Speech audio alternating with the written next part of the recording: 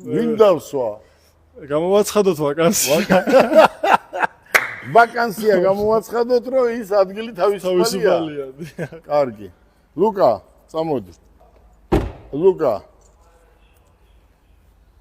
შენ პირადად ამ ორი ავტომობილიდან მაინც რომელს აერჩევდი?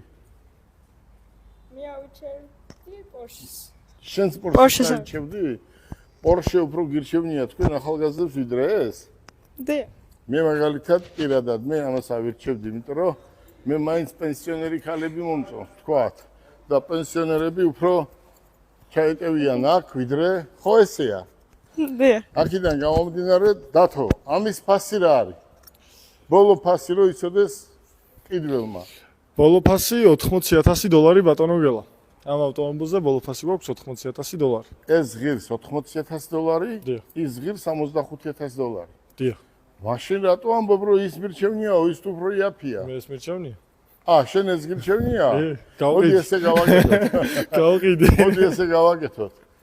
ლუკას ან და იმას მერაბის. ვაყიდიოთ ეს. და შენ იყიდე ეს. მე ამას ვიყიდე. ხო კი ბატონო, ძალიან კარგი. დიდარი სიმაბრი ჩვენ ახლა ვეცადოთ, რომ ეს ორი ავტომობილი გავაცნოთ ადამიანებს. ამას ყავს თავისი მომხმარებელი.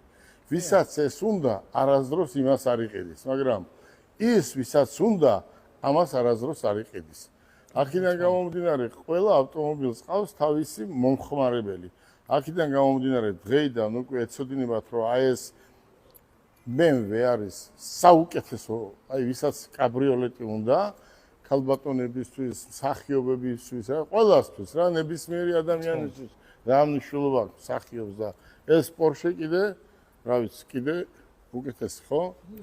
და დარწმუნებული ვარ, რომ ამას თავისი კლიენტი გამოუჩნდება. ხო ესეა ლუკა?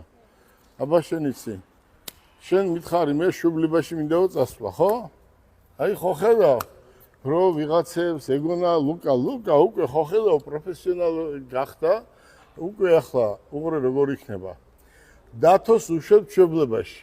უნდა წავიდეს, ახალგაზრდა ბიჭია, შეყვარებული ყავს, მერაბისაც უშვებთ, ხო? მაგრამ ხო იცი ამათი მშობლება როგორაა? უყურე? პარასკევი, შაბათი, კვირა. გააგრძელეთ ბატონო გელა. შენ კიდე ესენი რო დაბრუნდებიან, მერე წახვალ. შენ იმ რატო გტოვებ? იმიტომ რომ მარტო შენ უნდა იყო აქ და უნდა ელაპარაკო მომხმარებას.